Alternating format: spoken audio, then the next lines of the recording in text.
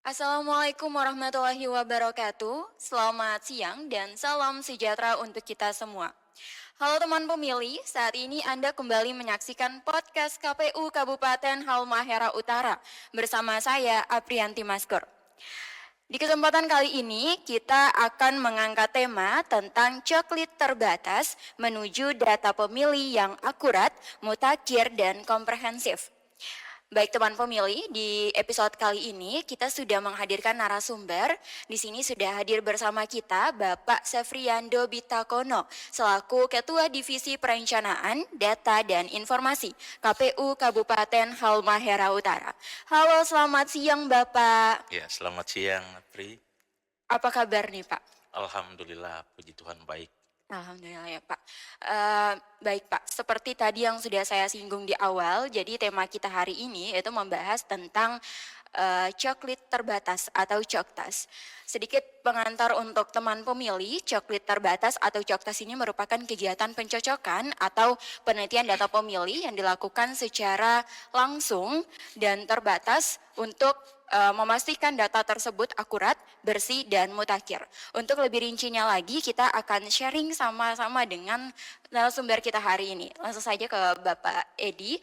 Pak, boleh dijelaskan lebih rinci lagi tentang apa itu coklit terbatas dan apa dasar hukum dari pelaksanaannya? Silakan Bapak. Iya, baik, terima kasih.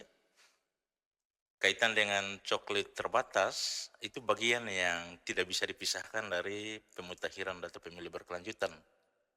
Sebagaimana diatur dalam PKPU 1 tahun 2025. Baik.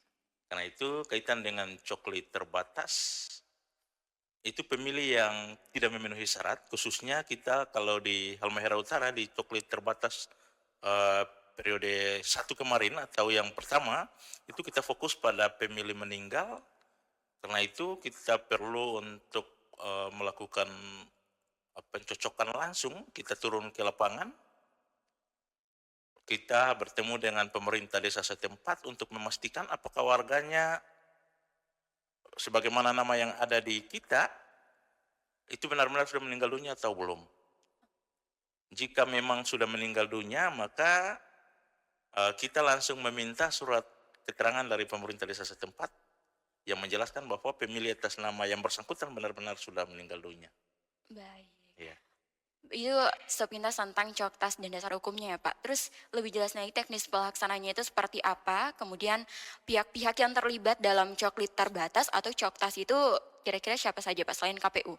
Iya, memang di dalam PKPU 1 2025 itu untuk teknisnya itu kita saja KPU yang harus turun ke lapangan, kemudian menemui pemilih yang sebagaimana namanya ada di kita, yang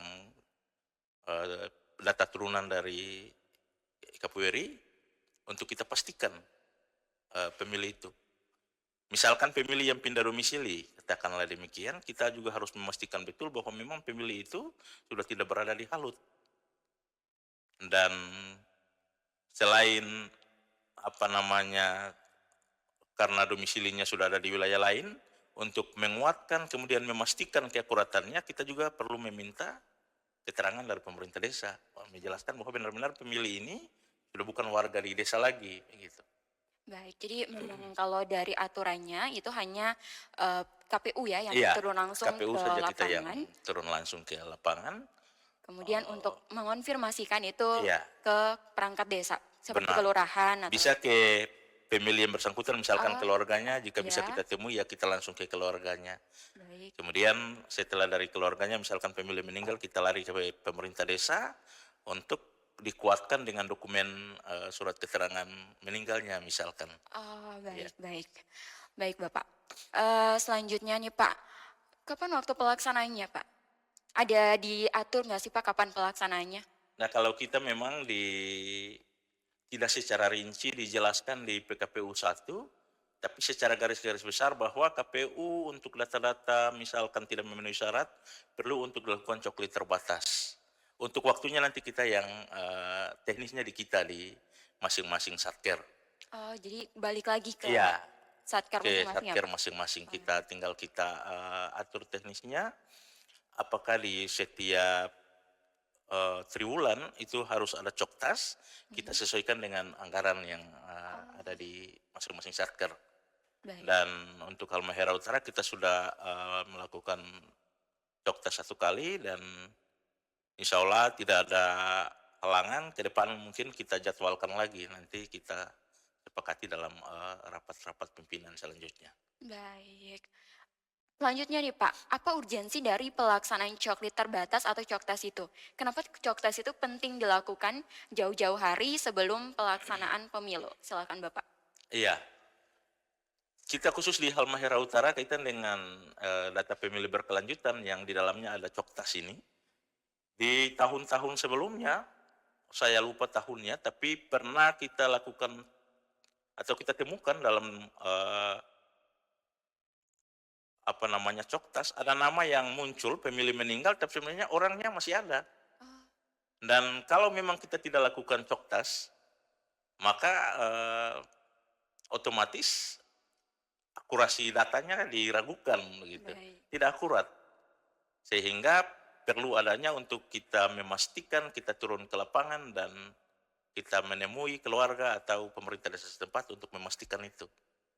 Baik, baik Pak.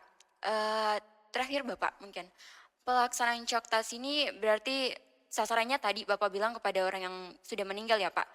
Selain itu ada lagi Pak? Iya, dia ada kurang lebih 7 kategori pemilih ya, yang sudah meninggal, ada yang pindah domisili, ada yang sudah menjadi anggota TNI Polri. Ah, iya. Itu juga penting untuk kita pastikan, tapi fokus kita di coktas pertama, itu kita fokus pada pemilih meninggal. Oh jadi bertahap gitu ya Iya, Pak, nggak nanti sekalian 7 kategori tadi? iya bertahap Oh, nanti sesuai apa namanya pemetaan tim data nanti iya, setelah kita temui data mana yang perlu kita lakukan atau kita pastikan kebenarannya ya itu yang nanti akan kita turun oke. memastikan itu. Baik, berarti ada 7 kategori sebenarnya, salah Iya, satunya yang sudah meninggal, pindah iya, domisili dan lain sebagainya, tapi sejauh ini yang KPU Halut sudah lakukan itu adalah fokusnya ke pemilih yang pemilih sudah meninggal. meninggal dunia. Iya, Baik. Terakhir Bapak, dalam melaksanakan suatu kegiatan kan mungkin pastinya tidak mungkin selalu lancar ya Pak, pasti ada kendala dalam pelaksanaannya di lapangan. Kira-kira pernah tidak KPU Halmahera Utara mendapati kendala itu di lapangan dan jika ada, bagaimana cara KPU untuk meminimalisir kendala tersebut? Silakan Bapak. iya kaitan dengan karena saya divisi perencanaan data dan informasi, Iya. saya lebih fokus ke divisi ya. Untuk kerja-kerja data saya kira baik itu di tahapan maupun non tahapan sampai sejauh ini kita tidak mendapati kendala yang berarti yang bisa menghalangi kerja-kerja kita saya kira. Baik. Dan karena itu kaitan dengan apa namanya kesiapan-kesiapan kerja divisi, saya kira kita sampai sejauh ini ya terbilang luar biasa bisa dibilang begitu karena semua hal kalaupun kerja-kerja data dan teknisnya di apa namanya baik di lapangan maupun di masing-masing operator saya kira tidak ada kendala Baik. berarti sampai sejauh ini. Baik, alhamdulillah ya Pak, semoga Ya, selalu lancar ke depannya. amin amin amin. Baik, terima kasih Bapak Ya, sudah bersedia hadir di podcast hari ini. Memang singkat, tapi semoga apa yang kita diskusikan hari ini itu bisa bermanfaat bagi kita semua. Tidak amin hanya amin. bagi KPU Halmahera Utara, tapi juga bagi teman pemilih. Sebelum tutup Bapak, apa yang mau disampaikan mungkin?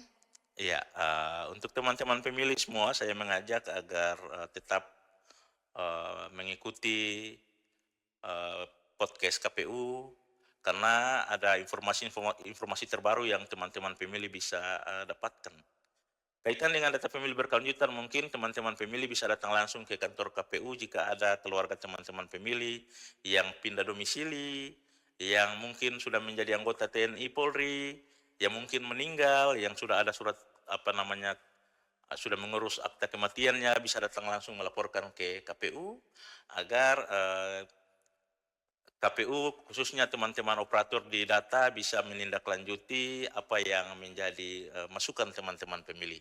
Saya kira itu yang dapat saya sampaikan. Baik, terima kasih ya Pak. Jadi di sini kita sangat mengharapkan partisipasi dari masyarakat, walaupun secara tidak langsung, tapi dengan mengonfirmasikan keluarga teman pemilih yang mungkin sudah meninggal dunia dan lain sebagainya itu sangat-sangat membantu pihak KPU. Baik teman pemilih, sebagai penutup, di tema kita hari ini, coklit terbatas atau Coktas itu memang memiliki peran yang sangat penting dalam integritas dan transparansi pemilu.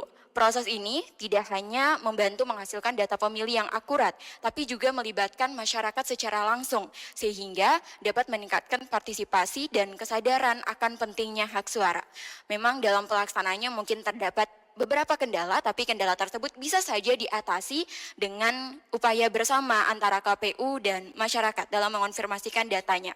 Dengan demikian, coklit terbatas bukan hanya langkah administratif, tapi juga menjadi fondasi untuk menciptakan sistem pemilu yang lebih transparan, adil, dan efisien. Sekian dari saya, terima kasih Pak Kadif sudah bersedia hadir hari ini.